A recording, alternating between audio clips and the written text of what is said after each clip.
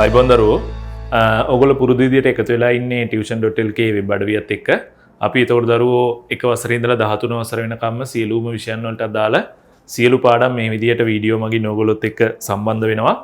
ඒ යටතේ පුරුදු විදියට ඔයගොල්ලෝ මාත් එක්ක එකතු වෙන්නේ ජීව විද්‍යා පාඩමුත් එක්ක. එතකොට අපි මේ වෙද්දි දරුවෝ කතා කරලා අවසන් දෙවනි පාඩම ඒ කියන්නේ ජීවයේ රසායනික හා සෛලීය පදනමට අදාළව සෛලීය පදනමෙන් සහ රසායනික පදනමෙන් යම් කොටස් ප්‍රමාණයක් අපි ආවරණය කරලා අවසන්.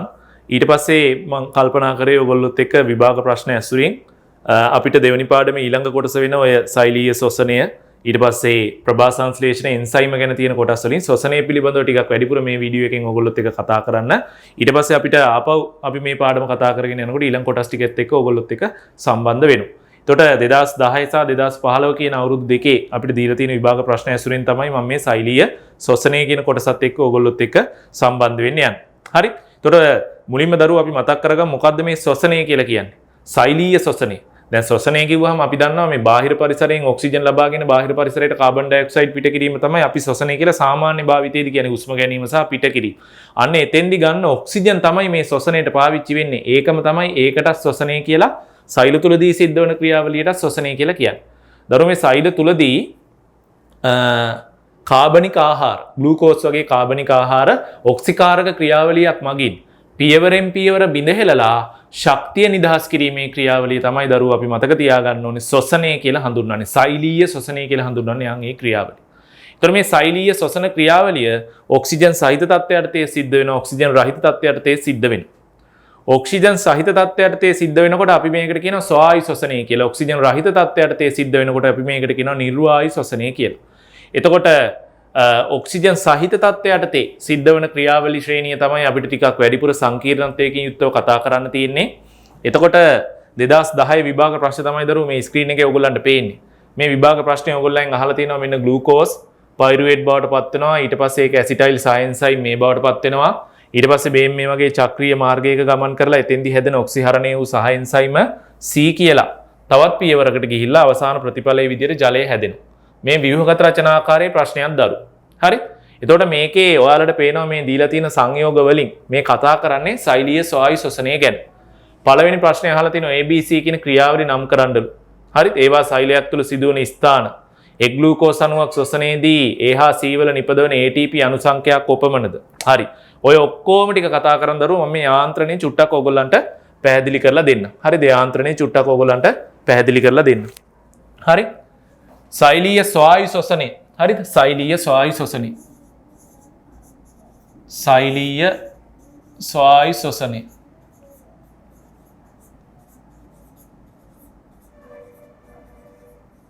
හරි. සෛලීය ස්වායු ශ්වසනයේ දරුවෝ ප්‍රධාන පියවර තුනක් තියෙනවා. පළවෙනි එක තමයි ග්ලයිකොලිසිය.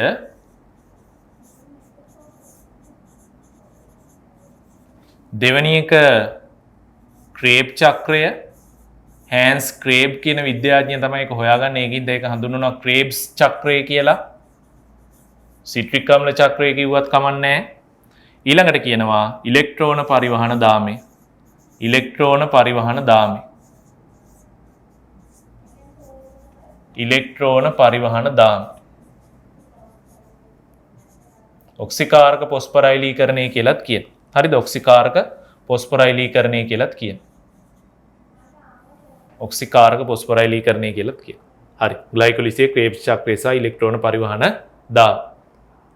ඔන්න අතරින් දරුවෝ පළවෙනි පියවර මම ග්ලයිකොලිසිය කතා කරනවා. ග්ලයිකොලිසියදී වෙන්නේ ග්ලයිකොලිසිය සිද්ධ වෙන්නේ මතක තියාගන්න සෛලප්ලාස්මයේ. සෛලප්ලාස්මයේ තුල ග්ලයිකොලිසියට අදාළ එන්සයිම තියෙනවා. මෙන්න ග්ලූකෝස් අණුව තියෙනවා C6යි H12යි O6යි. ග්ලයිකොලිසියදී වෙන්නේ දරුවෝ ඔකට ග්ලයිකොච්ඡේදනය කියලාත් කියනවා. ග්ලයිකෝ කියලා කියන්නේ කාබෝහයිඩ්‍රේට් කියන එක. ඡේදනය කියන්නේ කඩනවා කියන එකට. ග්ලූකෝස් කඩනවා. මොනවටද කඩන්නේ? පයිරුවේට් අණු දෙකක් බවට කඩන්නේ. පයිරුවේට් කියලා කියන්නේ මේ මෙයාට. මේ ව්‍යුහෝනේ නෑ. හරි? මෙතන පයිරුවේට්.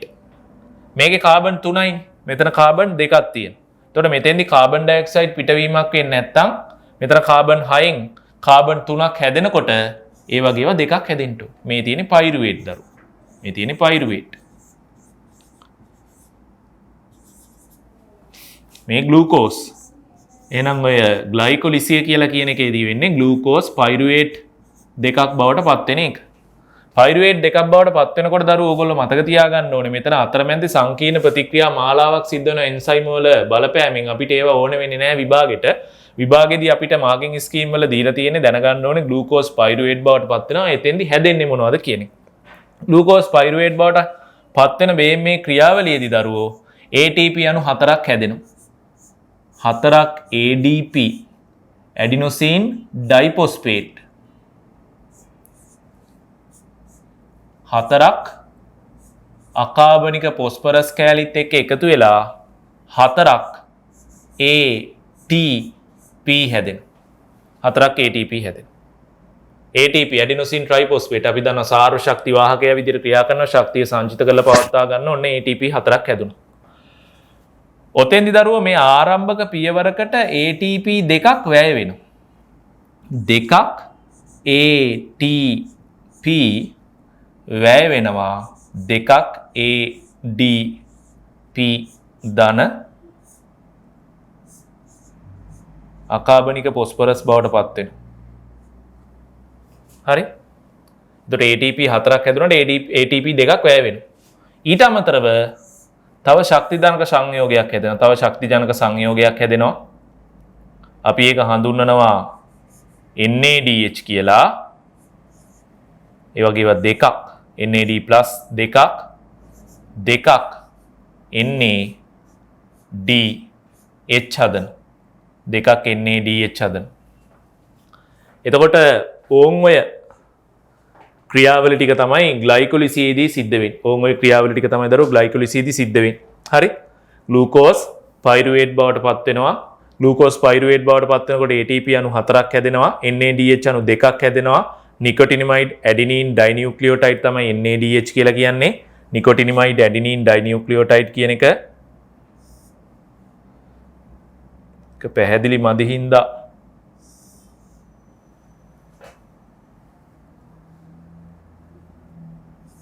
දෙකක්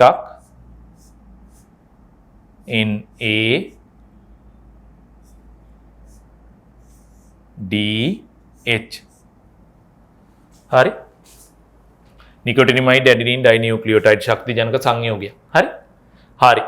එතකොට ඔන්න ග්ලයිකොලිසියේ ATP 4ක් හැදුනා, ATP දෙකක් වැය වුණා, NADH දෙකක් හැදුනා.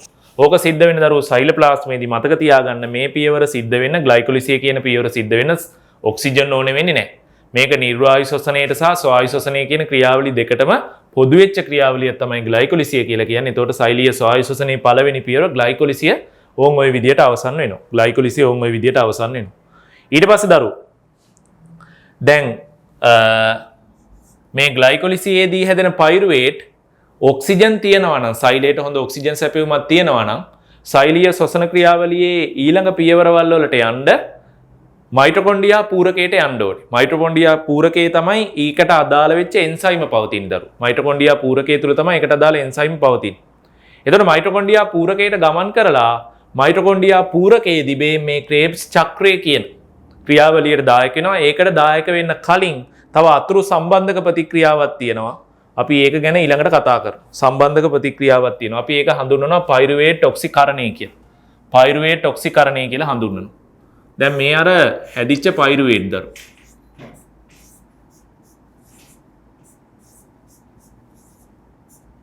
මේ අර හැදිච්ච පයිරුවේට් අණු දෙක. පයිරුවේට් අණු දෙක. මේක ප්‍රධාන පියවරක් නෙමෙයි. හැබැයි මේක වුණොත් තමයි ග්ලයිකොලිසියේදී හැදෙන පයිරුවේට් ක්‍රේබ් චක්‍රයට සම්බන්ධ වෙන්න පුළුවන් හැකියාව ලැබෙන්නේ. ওই පයිරුවේට් අණු දෙක සහ එන්සයිම් A අණු දෙකක් එක්ක එකතු වෙලා කොඑන්සයිම් A සහ එන්සයිම් A කියන එක ඉංග්‍රීසියෙන් කොඑන්සයිම් A අණු දෙකක් එක්ක එකතු වෙලා ඇසිටයිල් කියලා කියන්නේ කාබන් දෙකක් තියෙන. කාබන් දෙකයිනේ. ඇසිටයිල් සහ එන්සයිම් A අණු දෙකක් බවට පත් වෙනවා. ඇසිටයිල් සහ එන්සයිම් A අණු දෙකක් බවට පත් වෙනවා. මෙන්න බලන්න දර. මෙතෙන්දී මෙතන ඇසිටයිල් කියන්නේ කාබන් දෙකයි. මෙතන පයිරුවේට් වල කාබන් 3ක් තිබ්බා. මේ තියෙන්නේ කෝවල තියෙන එක. කෝඑන්සයිම් කියන එකේ C එක තියෙන එක කාබන් එකක් නෙමෙයි. හරි. එතකොට එහෙනම් මෙතන කාබන් 2යි කාබන් 3ක් තිබ්බ තැනින් කාබන් 2ක් වෙලා කියන්නේ අනිවාර්යයෙන්ම මෙතෙන්දී කාබන් ඩයොක්සයිඩ් අණුවක් පිට වෙනවා. දෙකක් යනවා කියන්නේ කාබන් ඩයොක්සයිඩ් අණු දෙකක් පිට වෙනවා. ඔන්න දරුවෝ හොඳට මතක තියාගන්න කාබන් ඩයොක්සයිඩ් අණු පිට වෙනවාට අපි කියන කාබොක්සිල් හරණයක් කියලා. එහෙනම් මෙතෙන්දී කාබොක්සිල් හරණයක් සිද්ධ වෙනවා. මේ ප්‍රතික්‍රියාව ඉස්සෙල්ලා මම කතා කරපු එකේ ග්ලයිකොලිසේදී අපි මේ විදිහට ATP හැදෙනවා. මේ ATP හැදෙන දරුවෝ මේ උපස්තර බිඳ වැටීමෙන් තමයි ඒ නිදහස් වන ශක්තියෙන් ATP හැදෙන්නේ. අපි ATP හැදෙනවාට කියනවා පොස්පොරයිලීකරණය කියලා. ATP හැදෙන ඕනෑම ක්‍රියාවලියකට අපි කියන පොස්පොරයිලීකරණය කියලා. ඒතකොට උපස්තර බිඳ වැටීමෙන් නිදහස් වන ශක්තියෙන් ATP හැදෙනවාට අපි කියන උපස්තර පොස්පොරයිලීකරණය කියලා. එතකොට මෙතෙන්දි දරුවෝ ATP හැදෙන්නේ උපස්තර පොස්පොරයිලීකරණය මගින්. උපස්තර පොස්පොරයිලීකරණය මගින් තමයි ATP හැදෙන්නේ. එතකොට මෙතන කාබන් ඩයොක්සයිඩ් නිදහස් වෙනවා අපි කියනවා කාබොක්සිල් හරණයක් කියලා. ඊට අමතරව දරුවෝ ඔයගොල්ලෝ මතක තියාගන්න මෙතෙන්දි හැදෙනවා NADH දෙකක්. මෙතෙන්දි හැදෙනවා NADH දෙක. NADH දෙකක් හැදෙනවා. එතකොට මේ පියවරට අපි කියනවා පයිරුවේට් ඔක්සිකරණය. පයිරුවේට් ඔක්සිකරණය. පයිරුවේට් ඔක්සිකරණය නැත්තම් සම්බන්ධක ප්‍රතික්‍රියාව කිව්වත් හරි ඕක සිද්ධ වෙන්නේ මයිටොකොන්ඩ්‍රියා පූරකයේ. ඊට පස්සේ තමයි දරුවෝ මේ ඇසිටයිල් සායන්සයිම් මේ තමයි ක්‍රේබ් චක්‍රය සඳහා ගමන් කරන්නේ. ඇසිටයිල් සායන්සයිම් මේ තමයි ක්‍රේබ් චක්‍රය හරහා ගමන් කරන්නේ. ඊළඟට ඇසිටයිල් සායන්සයිම් මේ කෑල්ල. දැන් ක්‍රේබ් චක්‍රය මයිටොකොන්ඩ්‍රියා පූරකයේ. මයිටොකොන්ඩ්‍රියා පූරකයේ ඉන්නවා දරුවෝ මෙහෙම එක්කෙනෙක්. OAA කාබන් 4ක් තියෙන එක්කෙනෙක්. OAA කියලා කියන්නේ කවුද? ඔක්සලෝ ඇසිටික් අම්ලය. ඔක්සලෝ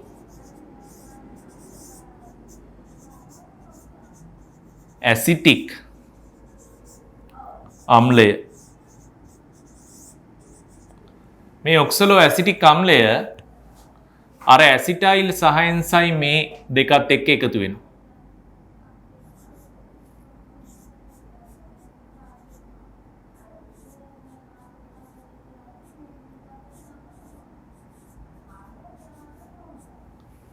ඇසිටයිල් සහ එන්සයිම් මේ අණු දෙක ඔතෙන්ට ඇවිල්ලා ඇසිටයිල් කෑල්ල ඔක්සලෝ ඇසිටික් අම්ලයත් එක්ක එකතු වෙලා සහ එන්සයිම් මේ අණු දෙක පිට වෙලා යනවා. මේ කතන්දරය වෙන්නේ මයිටොකොන්ඩ්‍රියා පූරකයේ. දැන් මෙතන දරුවෝ ඔක්සලෝ ඇසිටික් අම්ල අණු දෙකක් ඕනේ. එකක් මගින් අල්ලගන්නේ ඇසිටයිල් කෑලි එකයි. හරි? ඇසිටයිල් කෑලි දෙකක් එන හින්දා ඔක්සලෝ ඇසිටික් අම්ල අණු දෙකක් ඕනේ. දෙකක් ඕනේ කියන්නේ මෙතන තියෙනවා දරුවෝ කාබන් 8ක් නේ. මේ එකක කාබන් 4යි 4 වලට 2 8යි. එතකොට මෙතනින් ඇසිටයිල් කෑලි දෙකක් අහු වෙනවා. ඇසිටයිල් කෑලි දෙකක් අහු වෙනවා කියලා කියන්නේ කාබන් 4ක් අහු වෙනවා. එහෙනම් එතන කාබන් 4යි මෙතන කාබන් 8යි කාබන් 12යි. හැදෙනවා දරුවෝ සිට්‍රික් අම්ලයේ කාබන් 6යි. සිට්‍රික් අම්ලයේ සිට්‍රික් අම්ලයේ සිට්‍රික් අම්ලයේ කාබන් 6යි. හැබැයි මෙතන බලන්න මෙතන කාබන් 8යි මෙතන දෙකක් එනවා කියන්නේ කාබන් 4යි. 8යි 4යි 12යි. එහෙනම් සිට්‍රික් අම්ල අණු දෙකක් ඇති වෙන්න ඕනේ. ඔය සිට්‍රික් අම්ලයේ මැද්දේ හැදෙන හින්දා ඔකට කියනවා සිට්‍රික් අම්ල චක්‍රය. නැත්නම් සිට්‍රික් අම්ලය අපි හඳුනන ට්‍රයිකාබොක්සිලික් අම්ලය කියලා හඳුන්වනවා. ඉතින් ට්‍රයිකාබොක්සිලික් ඇසිඩ් සයිකල් කියලා කිව්වත් හරි TCA චක්‍රය කිව්වත් හරි. එහෙම නැත්නම් හෑන්ස් ක්‍රේබ් කියන විද්‍යාඥයා ඔක හඳුනාගත්ත හින්දා එයාගේ නමින් ක්‍රේබ්ස් චක්‍රය කිව්වත් හරි. ඊට පස්සේ මේ සිට්‍රික් අම්ලයේ දරුවෝ ඉතා සංකීර්ණ ප්‍රතික්‍රියා මාලාවකට ලක් වෙලා ආපහු සැරයක් ඔක්සලෝ ඇසිටික් අම්ලයම ලබා දෙනවා. ඕන් ඔය අතරමැද්දේ වෙන දේවල් අපි බලා ගන්න ඕනේ. මේ බලන්නකො. කාබන් මෙතන 1ක 6යි 6 වරක් 2 12යි. මෙතන කාබන් 1ක 4යි 4 වරක් 2 8යි. එහෙනම් අනිවාර්යයෙන්ම කාබන් 4ක් පිට වෙන්න ඕන. කියන්නේ කාබොක්සිල් හරණයක් මගින් 4ක් CO2 පිට වෙනවා. පොදුයි. 4ක් CO2 පිට වෙනවා. අතරමැද්දේ හැදෙන ඒවා අපිට අදාළ වෙන්නේ නැහැ. මේ කතන්දරේ සිද්ධ වෙන්නේ මයිටොකොන්ඩ්‍රියා පූරකේ. ඊට අදාළ එන්සයිම් තියෙන්නේ මයිටොකොන්ඩ්‍රියා පූරකේ. ඊට අමතරව දරුවෝ මෙතෙන්දී ATP අණු දෙකක් හැදෙනවා.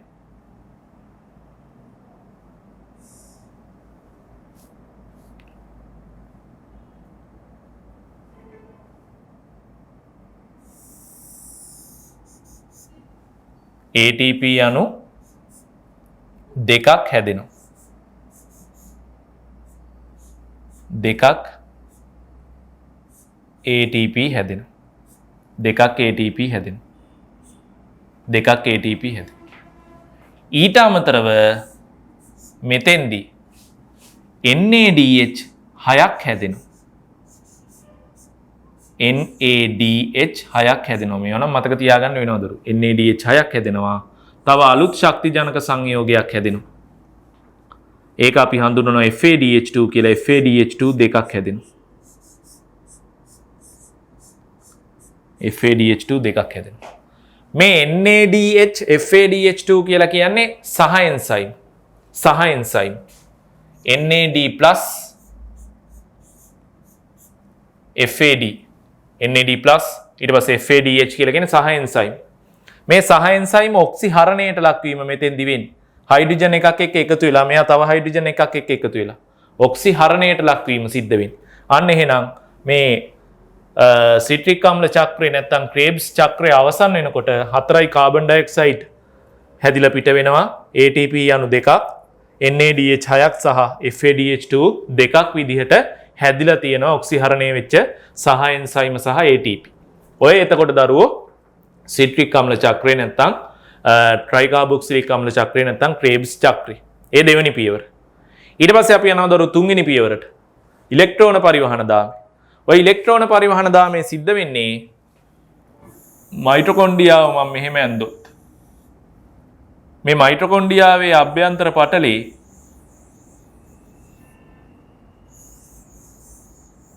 වෙන්න මෙහෙම තියෙනවා දරුවෝ විශේෂ ව්‍යුහ. චක්‍රීය DNA අණුවක් තියෙනවා. මේ තියෙන්නේ බාහිර පටලේ.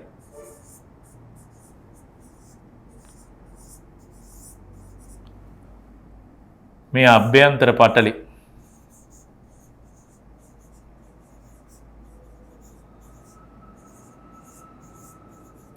අභ්‍යන්තර පටලේ ඔය නෙරුම් තියෙන හින්දා පොඩ්ඩක් රළු ස්වභාවයක් ගන්නවා. අපි ඔය නෙරුම් වලට කියනවා මියර කියලා.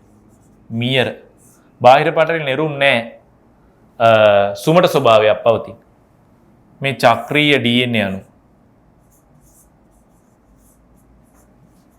චක්‍රීය DNA අණු.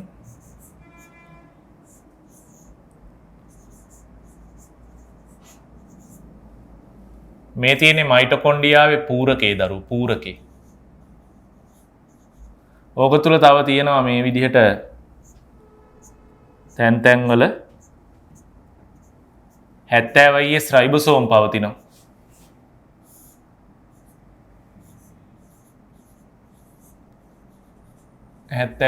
රයිබෝසෝම්. එතකොට මයිටොකොන්ඩ්‍රියාව තුල තමයි ක්‍රේබ්ස් චක්‍රය ඉලෙක්ට්‍රෝන පරිවහන දාමය කියන ක්‍රියාවලිය ටික සිද්ධ වෙන්නේ. හරි? එතකොට ඔය ඇන්දේ මයිටොකොන්ඩ්‍රියාවක සියුම් ව්‍යුහය. ඔක අපිට ඕන වෙනවා ඊළඟ ප්‍රශ්න ගැන කතා කරන්න ගියාම. දැන් මම ආයෙ චුට්ටක් මේකට ගියාම දරුවෝ මෙතෙන්දි සිද්ධ වෙන්නේ මේ උපස්තර බිඳ වැටීමෙන් නිදහස් වන ශක්තියෙන් තමයි ATP සංශ්ලේෂණය සිද්ධ වෙන්නේ. එතකොට මෙතෙන්දි සිද්ධ වන ATP නිෂ්පාදනයටත් අපි කියන උපස්තර පොස්පොරයිලීකරණයෙන් ATP නිෂ්පාදනය වෙනවා කියලා. හරිද? ඕක සිද්ධ වෙන්නේ මේ මයිටොකොන්ඩ්‍රියාවේ පූරකයේ තමයි ඊට අදාළ එන්සයිම තියෙන්නේ. ඔය හැදෙන අර ඔක්සිහාරක මොනවද ඔක්සිහාරක සහ එන්සයිම ටික දරුවෝ ඊට පස්සේ මේ මයිටොකොන්ඩ්‍රියා අභ්‍යන්තර පටලයේ තියෙන ඉලෙක්ට්‍රෝන වාහකාණු ශ්‍රේණියක්. ඕන් ওই වාහකාණු ශ්‍රේණිය ඔස්සේ ගමන් කරනවා. ඔය වාහකාණු ශ්‍රේණිය ඔස්සේ ගමන් කරනකොට මුලින්ම NAD+ තියෙනවා කියලා හිතන්නකෝ. ඔය NAD+ ඉලෙක්ට්‍රෝන අරගෙන NADH බවට පත් වෙනවා. ඔක්සිහරණය වෙනවා. ඉලෙක්ට්‍රෝන ගත්තා ඔක්සිහරණය වුණා. ඊට පස්සේ ආපහු ඔක්සිකරණය වෙනවා ඉලෙක්ට්‍රෝන පිට කරමින්. අනදරුව ඒ ඔක්සිකරණයේදී පිටවන ශක්තියෙන් හැදෙනවා ATP. ඔක්සිකරණයේදී පිටවන ශක්තියෙන් ATP හැදෙනවා. ඊට පස්සේ මෙතනින් ඔය ඉලෙක්ට්‍රෝන පිට වෙනවනේ. ඉලෙක්ට්‍රෝන පිටවීමනේ ඔක්සිකරණය කියලා කිව්වේ. එතකොට මේ පිටවන ඉලෙක්ට්‍රෝන අල්ලා ගන්නවා මෙහෙම එක්කෙනෙක් FAD. FAD ඔය ඉලෙක්ට්‍රෝන දෙකක් අල්ලගෙන හයිඩ්‍රජන් දෙකකුත් එක්ක එයා හදනවා දරුවෝ FADH2. එයා හදනවා FADH2. එයා හදනවා FADH2.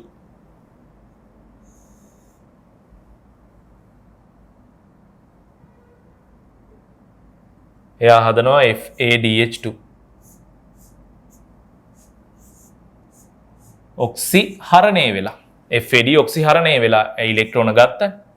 ඊට පස්සේ ආපහු එයා මොකද කරන්නේ? ඉලෙක්ට්‍රෝන පිට කරනවා අන්න ඒ පිට කරද්දි දරුවෝ ATP අණුවක් හැදෙනවා. ATP අණුවක් හැදෙනවා. ඊළඟට ඔය පිට කරපු ඉලෙක්ට්‍රෝන ඔය සයිටෝක්‍රෝම් කියලා අපි හඳුන්වන ඉලෙක්ට්‍රෝන වාහකන් ශ්‍රේණියක් ඔස්සේ ගමන් කරලා අවසාන වශයෙන් ඔක්සිජන්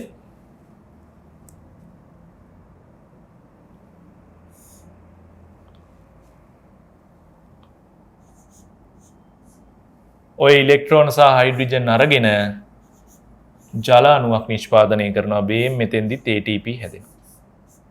ඕන් ඔතෙන්දිත් ATP හැදෙනවා. හරි? ඕන් ඔතෙන්දිත් ATP හැදෙනවා. එතකොට ඔය කතා කරේ මේ මම මේ දැම්මේ ඔය ඉලෙක්ට්‍රෝන පරිවහන දාමේදී සිද්ධ වෙන සිදුවීම්. ඔන්න බලන්න දරුවෝ මේ ඉලෙක්ට්‍රෝන පරිවහන දාමේදී NAD එකක් આવොත් NADH අණුවක් ගමන් කරොත් එම ATP 1යි 2යි බේම් මෙතන මතක තියාගන්න එකක් කියලා නෙමෙයි අපි ගන්නෙ 0.5යි ATP කියලා. එතකොට NADH අණුවක් ගමන් කරොත් හැදෙනවා ATP 1යි 2යි 2.5ක් හැදෙනවා.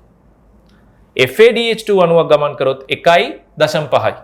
මේකට මේ 0.5 එකතු කරනවා 1.5යි හැදෙනවා. එතකොට ඕක තමයි ඉලෙක්ට්‍රෝන පරිවහන දාමය කියලා හඳුන්වන්නේ. අපි ඒක හඳුන්වන ඔක්සිකාරක පොස්පොරයිලීකරණය කියලා.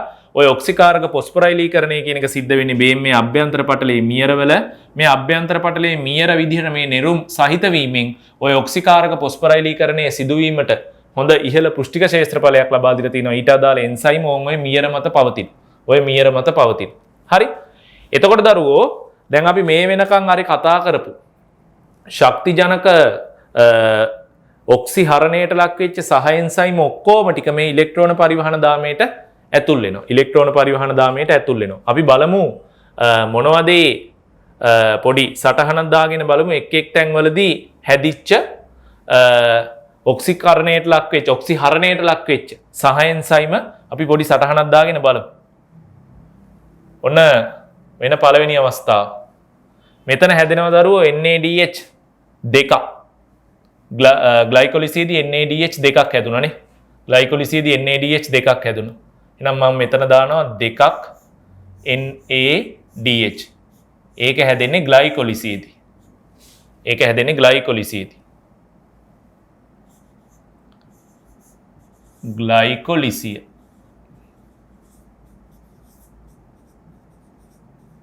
හරි. ඊට පස්සේ මේකට එනවා. පයිරුවේට් ඔක්සිකරණයේදී. එතෙන්දිත් හැදෙනවා NADH දෙකක්. දෙකක් NADH. ඒක හැදෙන්නේ දරුවෝ පයිරුවේට් ඔක්සිකරණයේදී.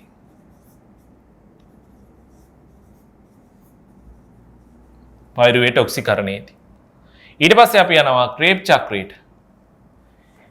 ක්‍රේබ් චක්‍රයේදී හැදෙනවා NADH 6කුයි FADH2 2කුයි. ක්‍රේබ් චක්‍රයේදී හැදෙනවා NADH 6කුයි FADH2 2කුයි.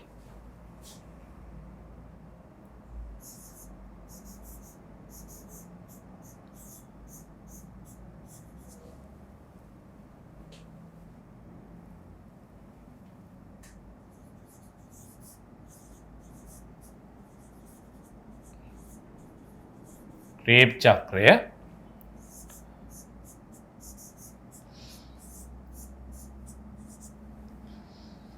ඒකත් ක්‍රේබ් චක්‍රය. ඔන්න ඔය ශක්තිජනක සංයෝග ටික හැදලා තියෙනවනේ. දැන් බලන්න දරුවෝ NADH ඔක්කොම තියෙනවා 2යි 2යි 4යි 6යි 10ක් තියෙනවා. ඔය 10ම මේක දිගේ යනවා ඉලෙක්ට්‍රෝන පරිවහන දාමේදී. එක NADH අණුවක් යනකොට ATP හැදෙනවා 1යි 2යි 2.5යි. එහෙනම් NADH 10ක් ගියාම ATP හැදෙනවා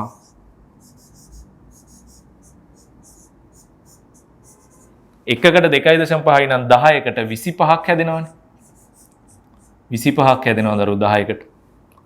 FADH එකක් ගියොත් මෙතන ඉන්නේ 1යි 1.5යි. එහෙනම් දෙකක් ගියොත් 3ක් හැදෙනවා.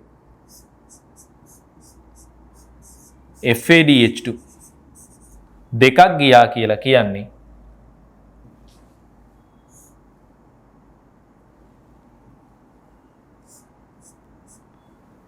තුනයි ATP හැදෙනවා.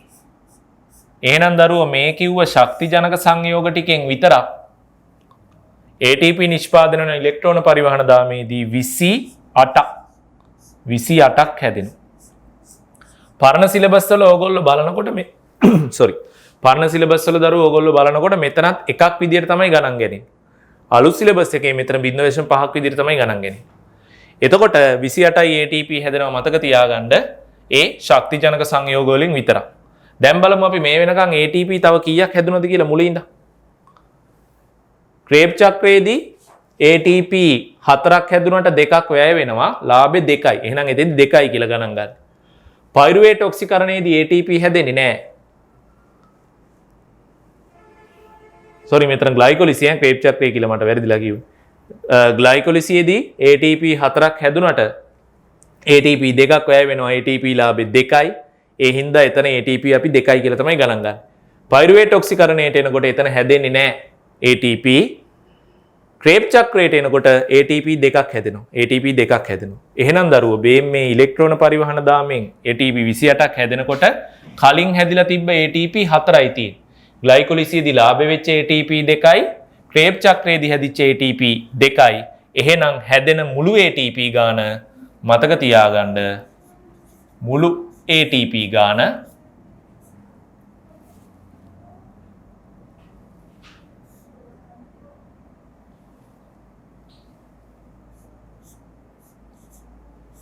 එතන 32යි, එතන 4යි, මෙතන 28යි, ඔක්කොම 32යි ATP. ඔක්කොම 32යි ATP. ඒ කලින් හැදිලා තිබ්බ 4ක්, ඒ 4යි, මෙතන 28යි, 32යි ATP ඔක්කොම. එතකොට දරුවෝ මේ අවසාන ඉලෙක්ට්‍රෝන පරිවහන දාමේදී ATP හැදෙන එකට අපි කියන ඔක්සිකාරක පොස්පරයිලීකරණය කියලා. ඒකට හේතුව මේ ඔක්සිකරණ ප්‍රතික්‍රියා මගින් නිපද වෙන ශක්තියෙන් තමයි ATP හැදෙන්නේ. අර අපි උස්ම ගන්න ඔක්සිජන් මේ අවසාන පියවරේදී තමයි ඉලෙක්ට්‍රෝන ප්‍රතිග්‍රාහකය විදිහට අවශ්‍ය වෙන්නේ. එතකොට අවසාන ඉලෙක්ට්‍රෝන ප්‍රතිග්‍රාහකයේ අණුක ඔක්සිජන් විදිහට ක්‍රියා කරන හරිද? අවසාන ඉලෙක්ට්‍රෝන ප්‍රතිග්‍රාහකයේ අණුක ඔක්සිජන් විදිහට ක්‍රියා කරන ශ්වසන ක්‍රමය තමයි අපි හඳුන්වන්නේ සෛලීය ස්වායු ශ්වසනය කියලා. මේ තියෙන්නේ ඔක්සිජන් පාවිච්චි වෙන තැන. හරිද? ඒ ඔක්සිජන් අර ශක්තිය හීන වෙච්ච හයිඩ්‍රජන් සහ ඉලෙක්ට්‍රෝන අරගෙන ජලය හදනවා අවසාන වශයෙන්. හරිද? ඒක තමයි ශ්වසනයේ ප්‍රතිඵලයක් විදිහට ජලය හැදෙන්නේ ඕන් ඔතෙන්දී. එහෙනම් දරුවෝ 32යි ATP හැදෙනවා. හැබැයි මතක තියාගන්න ඔය 32යි ATP හැදෙන්නේ ක්‍රියාකාරී වැඩි සෛලවල, අක්මා ශෛලවල, පේශි ශෛලවල, නියුරෝන ශෛල වගේ ක්‍රියාකාරීත්වයෙන් වැඩි ශෛලවල. දැන් 2020 පේපර් එකේ දාලා තිබ්බෙත් එහෙමයි. අක්මා ශෛලයක ස්වායු ශ්වසන යාන්ත්‍රණය. එතකොට 32යි ATP විදිහට තමයි ගණන් ගන්න ඕනේ. හරි? හැබැයි සමහර අනිකුත් සෛලවල මේ ග්ලයිකොලිසියේදී හැදෙන මේ NADH2 සයිටොස් මේ මයිටොකොන්ඩ්‍රියා පූරකයට ගන්න තව ATP 2ක් වැය වෙනවා දරුවෝ. එතකොට ක්‍රියාකාරීත්වයෙන් අඩු සෛලවල ATP 30යි ATP විදිහට තමයි අපි ගන්න. ක්‍රියාකාරීත්වයෙන් වැඩි සෛලවලට වැඩි ATP ප්‍රමාණයක් ඕන හින්දා ඒ ATP 2 වැයවීම සිද්ධ වෙන්නේ නැහැ. ඒවට 32යි ATP විදිහට තමයි ගන්න. ඔන්න ඔතනින් සෛලීය ස්වායු ශ්වසන යාන්ත්‍රණය අවසන් වෙනවා. අපි දැන් බලමු අර ප්‍රශ්නවල මොනවද අහලා තියෙන්නේ කියලා. හරිද? ඔය කතා කරන් තියෙන 2010 සහ 2015 ප්‍රශ්න දෙකටම අදාළ උත්තර ටික තමයි ඔතන ඔය කතා කරේ. හරි? අපි බලමු දරුවෝ එතකොට මේකේ. මෙන්න අහලා තිනවා ABC ක්‍රියාවලිය නම් කරන්න මේ. A කියලා කියන්නේ මොකක්ද එහෙනම් ග්ලයිකොලිසිය. ග්ලූකෝස් පයිරුවේට් බවට පත් වෙන ග්ලයිකොලිසිය. ඊට පස්සේ ඇසිටයිල් සහ එන්සයිම් මේ බවට පත් වෙන එකට මොකුත් දීලා නැහැ. B කියලා කියන්නේ මේ චක්‍රීය ක්‍රියාවලිය ක්‍රේබ්ස් චක්‍රය. C කියලා කියන්නේ අවසානයේදී ජලාණු හැදෙන ක්‍රියාවලිය. එහෙනම් මොකක්ද ඒක? ඉලෙක්ට්‍රෝන පරිවහන දාමේ නැත්නම් ඔක්සිකාරක පොස්පරයිලීකරණ. ඒවා සෛලයක් තුළ සිදුවන ස්ථාන. ඒ ගැන කතා කරද්දී මම කිව්ව දරුවෝ ඒක සිද්ධ වෙන්නේ සයිටොසොලේ නැත්නම් සෛලප්ලාස්මේ. B ගැන කතා කරද්දී කිව්වා ඒක සිද්ධ වෙන්නේ මයිටොකොන්ඩ්‍රියා පූරකේ. ඊට අදාළ එන්සයිම් දරන්නේ මයිටොකොන්ඩ්‍රියා පූරකය. C කියන ක්‍රියාවලිය සිද්ධ වෙන්නේ මයිටොකොන්ඩ්‍රියා අභ්‍යන්තර පටලයේ මියර මත. ඒ ග්ලූකෝස් අණුවක් ශ්වසනයේදී A හා C වල නිපද වෙන ATP අණු සංඛ්‍යාව කොපමණද කියලා අහනවා. A හා C වල නිපද වෙන ATP අණු සංඛ්‍යාව. A වලදී නිපද වෙන්නේ 4යි. නිපද වෙන කියලානේ අහලා තියෙන්නේ. ලාභයක් නෙමෙයි අහන්නේ. A වලදී 4යි. C වලදී අපි දැක්කා 28යි. නේ? C වලදී 28යි. NADH 10යි, FADH2 2යි.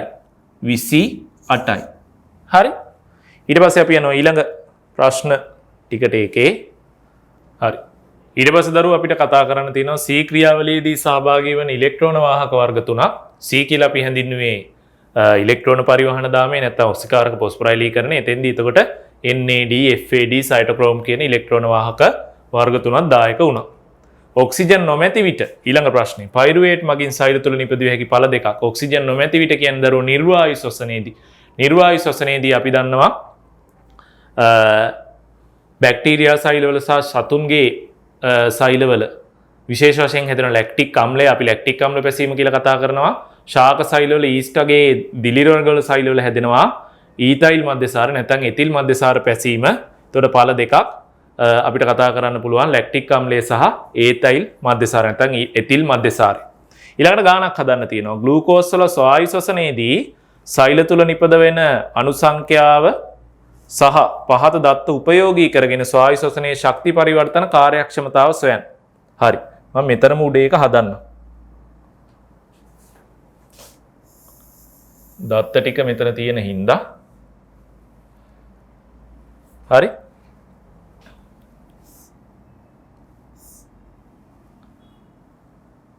එතකොට දැන් මෙතන ඕගොල්ලන්ට දීලා තියෙනවා දරුවෝ කතන්දරයක් මෙහෙම.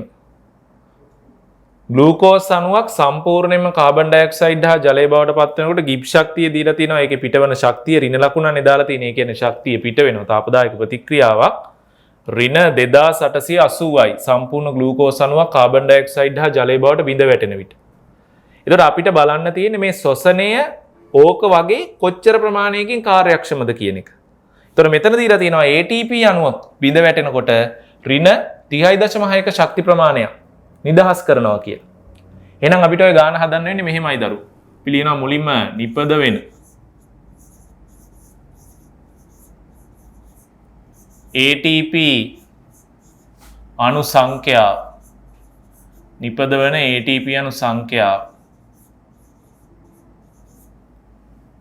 අපි ගත්තා ඉස්සෙල්ලා කීයද අගය 32යි. 32ට හැදුවත් කමක් නැහැ 30ට හැදුවත් කමක් නැහැ උත්තර දෙකටම ලකුණු දීලා තියෙනවා.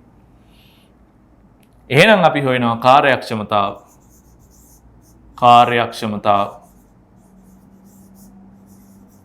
කාර්යක්ෂමතාව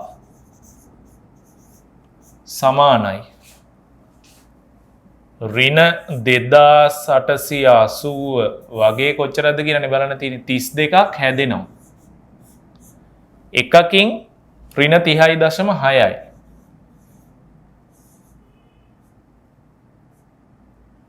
වැඩි කිරීම C. ඔන්න ඔය සමීකරණේ සුළු කරාට පස්සේ දරුවෝ ඔයගොල්ලන්ට උත්තරයක් එයි. ඔය සමීකරණේ සුළු කරාට පස්සේ ඔයගොල්ලන්ට උත්තරයක් එයි.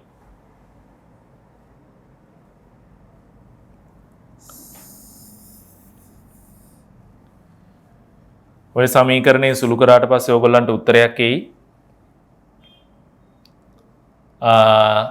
32 30.6 වැඩි කරන්න තියෙන 32කින්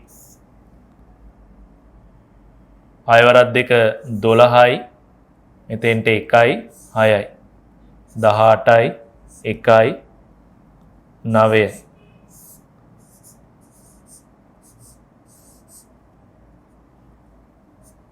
979.2 වැඩි කිරීම 100 කියලා කියන්නේ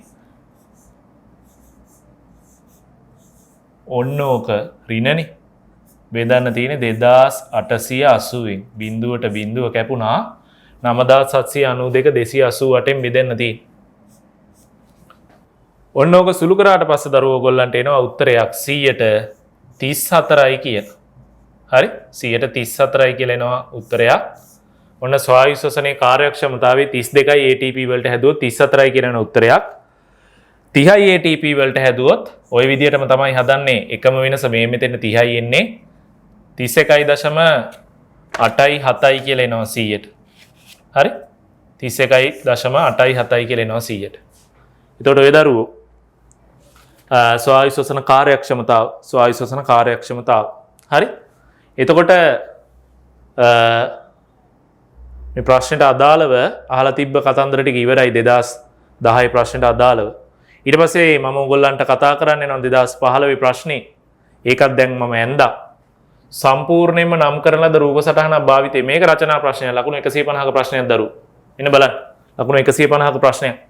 සම්පූර්ණයෙන්ම නම් කරන ලද රූප සටහනක් භාවිතේ මයිටොකොන්ඩ්‍රියමක සූක්ෂම ව්‍යුහය විස්තර කරා. මයිටොකොන්ඩ්‍රියමක සූක්ෂම ව්‍යුහය. මේ තියෙන මයිටොකොන්ඩ්‍රියමක සූක්ෂම ව්‍යුහය. වෙන්න මේක විස්තර කරන්න තියෙන. මේක ඇඳලා මේක ලියන්න තියෙන. මොනවද කියලා. මේ තියෙන ව්‍යුහය විස්තර කරා. කොයි වෙලේකවත් ඒකේ පළවෙනි ප්‍රශ්නේ අස්සට දරුවෝ එක කෘත්‍යයක්වත් ලියන්න එපා. ඔයගොල්ලෝ හොඳට මතක තියාගන්න ජීව විද්‍යා පේපර් එකේ අපිට ව්‍යුහයක් දුන්නොත් විස්තර කරන්න කියලා අපි අඳින්නේ රූප සටහනක් ඇඳලා ඒ රූප සටහන අනිවාර්යයෙන්ම ව්‍යුහයට අදාළව විස්තර කරනවා විතර එක කෘත්‍යයක්වත් ලියන්න එපා ලකුණු හම්බ වෙන්නේ නැහැ. එතකොට ව්‍යුහය කියලා විස්තර කරන්න දුන්නොත් අනිවාර්යෙන් ඔයගොල්ලෝ දැනගන්න රූප සටහනකුත් ඕනේ කියන එක. හරි? ව්‍යුහය විස්තර කරන්න කියලා දුන්නොත් අනිවාර්යෙන් ඔයගොල්ලෝ දැනගන්න ඊට අදාළ රූප සටහනකුත් ඕනේ කියන එක. හරි? එතකොට මෙන්න ව්‍යුහය ඕකේ තව අපිට කොටස් නම් කරන්න පුළුවන් මේ අභ්‍යන්තර පටලයේ මියර තියෙනවා බාහිර පටලයේ සුමට පටලයක් ඒ දෙක අතර අන්තර් පටල අවකාශ පවතිනවා මේ තියෙන අන්තර් පටල අවකාශ අන්තර් පටල අවකාශ ඊළඟට අර කිව්ව මියරවල පවතිනවා බේම් මෙහෙම චූටි අංශු අපි ඒවා සංවෘත අංශු කියලා හඳුන්වනවා තව ටිකක්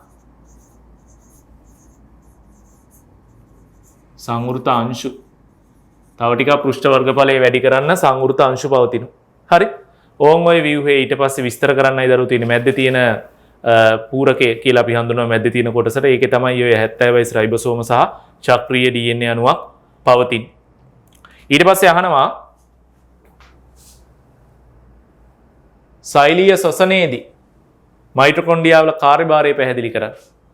ඉස්සෙල්ලා කතා කරපු දේවල්ම තමයි දරුවෝ සෛලීය ශ්වසනයේදී මයිටොකොන්ඩ්‍රියා වල කාර්යභාරය පැහැදිලි කරන්න කියලා කිව්වහම අපිට ලියන්න තියෙන්නේ අර පයිරුවේට් ඔක්සිකරණය කියන තැනේ ඉඳලා ක්‍රේබ්ස් චක්‍රය ඉලෙක්ට්‍රෝන පරිවහන දාමයට අදාළ කොටස් ටික විස්තර කරගෙන යන්න තමයි තියෙන්නේ. හරි. මොනවද අපි ලියන්නේ එතකොට? අපි ලියන්න ඕනේ ඔන්න සයිටෝසොලේදී හැදිච්ච පයිරුවේට් මයිටොකොන්ඩ්‍රියා පූරකයට ආවට පස්සේ සහඑන්සයිම් මේත් සමග එකතු වෙලා පයිරුවේට් ඔක්සිකරණයට ලක් වෙනවා. සහඑන්සයිම් මේත් එක්ක එකතු වෙනකොට මොකද වෙන්නේ? අපි කතා කරා සහඑන්සයිම් මේත් එක්ක එකතු වෙනකොට බේම් මේක NADH අණු දෙකක් හැදෙනවා. කාබොක්සිල් හරණයක් සිද්ධ වෙලා කාබන් ඩයොක්සයිඩ් අණු දෙකක් නිදහස් වෙනවා. එතකොට ඔකට අදාළ එන්සයිම් පවතිනවා මයිටොකොන්ඩ්‍රියා පූරකේ. ඊට පස්සේ මයිටොකොන්ඩ්‍රියා පූරකයේ තුල සිද්ධ වෙනවා ක්‍රේබ්ස් චක්‍රය. ක්‍රේබ්ස් චක්‍රයේදී මොකද වෙන්නේ? අර ඇසිටයිල් සහඑන්සයිම් A අණු දෙකක් මයිටොකොන්ඩ්‍රියා පූරකයේ පවතින ඔක්සලෝ ඇසිටික් ආම්ලය කියලා හඳුන්වන කාබන් 4ක් සහිත අණු දෙකක් මගින් අල්ලාගෙන සිට්‍රික් ආම්ල අණු දෙකක් බවට පත් වෙනවා. සිට්‍රික් ආම්ලයේ කාබන් 6යි සිට්‍රික් ආම්ල අණු දෙකක් බවට පත් වෙනවා. ඊට පස්සේ ඔය සිට්‍රික් ආම්ල අණු දෙක සංකීර්ණ ප්‍රතික්‍රියා මාලාවකට ලක් වෙලා ආපහු නැවත ඔක්සලෝ ඇසිටික් ආම්ලය ලබා දෙනවා කාබන් 4. ඒ අතරේ සංකීර්ණ ප්‍රතික්‍රියා මාලාවකට ලක් වෙලා තමයි ඔය පියවර ලබා දෙන්නේ. ඒ ප්‍රතික්‍රියා මාලාව පාලනය කරන එන්සයිම් මයිටොකොන්ඩ්‍රියා පූරකයේ පවතිනවා. ඒ අතරේදී කාබොක්සිල් හරණයක් සිද්ධ වෙලා කාබන් ඩයොක්සයිඩ් අණු 4ක් නිදහස් වෙනවා. උපස්තර පොස්ෆොරයිලීකරණයෙන් ATP අණු දෙකක් හැදෙනවා. ඊට අමතරව NADH අණු 6ක් සහ FADH2 අණු දෙකක් හැදෙනවා. ඊට පස්සේ ඔක්සිකාරක පොස්ෆොරයිලීකරණේ නැත්නම් ඉලෙක්ට්‍රෝන පරිවහන දාමේ ඊට පස්සේ අර හැදිච්ච ඔක්සි හරණයට ලක් වෙච්ච සහඑන්සයිම බේම්මේ මයිටොකොන්ඩ්‍රියා අභ්‍යන්තර පටලයේ සංවෘත අංශු මත සිද්ධ වන බේම්මේ ඔක්සිකාරක පොස්ෆොරයිලීකරණයට නැත්නම් ඉලෙක්ට්‍රෝන පරිවහන දාමයට දායක වෙනවා. එතෙන්දී එක NADH අණුවක් ඒ ප්‍රෝටීන හෝ ප්‍රෝටීන නොවන වාහක අණු වලින් සමන්විත ඉලෙක්ට්‍රෝන වාහක අණු ශ්‍රේණියක් තමයි ඔය අභ්‍යන්තර පටලය තුල සකස් වෙලා තියෙන්නේ. එතෙන්දී NADH අණුවකින් පටන් ගත්තොත් ATP අණු 2.5ක් හම්බෙනවා. FADH2 අණුවකින් පටන් ගත්තොත් ඒවා ඔක්සිකරණයට ලක්වීමේදී ATP අණු 1.5ක් හම්බෙනවා. අවසාන වශයෙන් අණුක ඔක්සිජන් මගින් අර අවසාන ශක්තිය හින වෙච්ච ඉලෙක්ට්‍රෝන අරගෙන ලබාගෙන ජල අණුවක් ප්‍රතිඵල කරනවා. ඕන් ඔය පියවර අපි හඳුනන ඉලෙක්ට්‍රෝන පරිවහන දාමය කියලා නැත්නම් ඔක්සිකාරක පොස්ෆොරයිලීකරණය කියලා. ඊට අදාළ එතකොට එන්සයිම තියෙන දරුවෝ මයිටොකොන්ඩ්‍රියාවේ අභ්‍යන්තර පටලයේ මියරවල. එහෙනම් ඔන්න ඔතනින් ඔය ප්‍රශ්න ටික අවසන් වෙනවා දරුවෝ. එතකොට අපි ඔන්න අද කතා කරලා අවසන් කරනවා සෛලීය හා රසායනික පදනමට අදාළව ජීව විද්‍යාව දෙවෙනි පාඩමට අදාළව. මම පළවෙනි පාඩම ගත්තේ නැති දරුවෝ පළවෙනි පාඩමෙන් අපිට අහන්න පුළුවන් ප්‍රශ්න ඉතාම සුළු ප්‍රමාණයක් තියෙන. අපි පළවෙනි පාඩම කතා කරනවට වඩා වැඩි වෙලාවක් දෙවෙනි පාඩමට දෙන එක හොඳයි. පළවෙනි පාඩම අපි කතා කරනවා දෙවෙනි පාඩමෙන් පටන් ගත්තේ ඒකයි. හරිද? එතකොට දෙවෙනි පාඩමේ ඔන්න අපි DNA ගැන කතා කරා. ඊට පස්සේ අපි සෛලවාදය ගැන කතා කරා. මෙතෙන්දී අපි ඔන්න සෛලීය ස්වායු ශ්වසනය ගැන කතා කරා. හරි? එතකොට ඊට පස්සේ අපිට ආපහු දෙවෙනි පාඩම ගැන අපි කතා කරනකොට ওই පාඩම් මාලාවේ ඉතිරි කොටස් ටික අපි දෙවෙනි පාඩමේ ඇසුරින් කතා කරනවා ප්‍රශ්න වලින්. අද මම ඕගොල්ලන්ට දාලා තියෙන පේපර් එකේ තියෙන ප්‍රශ්න ඇසුරින් තමයි ඔය කොටස් ටික කතා කරේ. ඊළඟ වීඩියෝ මාලාවෙන් දරුවෝ මම බලාපොරොත්තු වෙන්නේ අපිට 12 වසරට අදාළ තුන්වෙනි පාඩම විදිහට පවතින ජීවීන්ගේ පරිණාමය සහ ජීව විවිධත්වය, ජෛව විවිධත්වය කියන පාඩමෙන් ඔය වගේම ප්‍රශ්න ටිකකට අදාළව ඕගොල්ලොත් එක්ක විෂය කරුණු නැවත මතක් කරලා දෙන්න, සාකච්ඡා කරලා දෙන්න, පොඩි රිවිෂන් එකක් අරන් දෙන්න තමයි අපි බලාපොරොත්තු වෙන්නේ.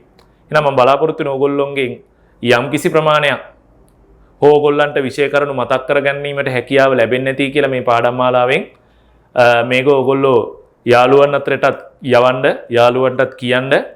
හරි? tuition.lk කියන ආයතනය පිළිබඳව එතකොට අපි එක වසරේ ඉඳලා 13 වසර වෙනකම්ම හැම සබ්ජෙක්ට් එකකටම අදාළව හැම විෂයකටම අදාළව හැම පාඩමක් මේ විදිහට ඕගොල්ලන්ට වීඩියෝ මාලාවක් එක්ක සම්බන්ධ වෙනවා. ඒ පිළිබඳ දැනුවත් කිරීමක් කරන්න. දිගින් දිගටම එහෙනම් අපිත් එක්ක රැඳිලා ඉන්න කියන ඉල්ලීමත් එක්කම දරුවෝ මේ පාඩම් මාලාවෙන් අද දවසට මම ඕගොල්ලන්ගෙන් සමු ගන්නවා. එහෙනම් ඊළඟ දවසේ අපි ජීවීන්ගේ විවිධත්වය සහ පරිණාමය කියන තුන්වෙනි පාඩම් ඒකකෙන් හමු වෙමු. එහෙනම් හැමෝම පරිස්සමන තමුන්ගේ වැඩ කටයුතු ටික කරගෙන ඉන්න. එහෙනම් හැමෝටම ආයුබෝවන් දරුවෝ.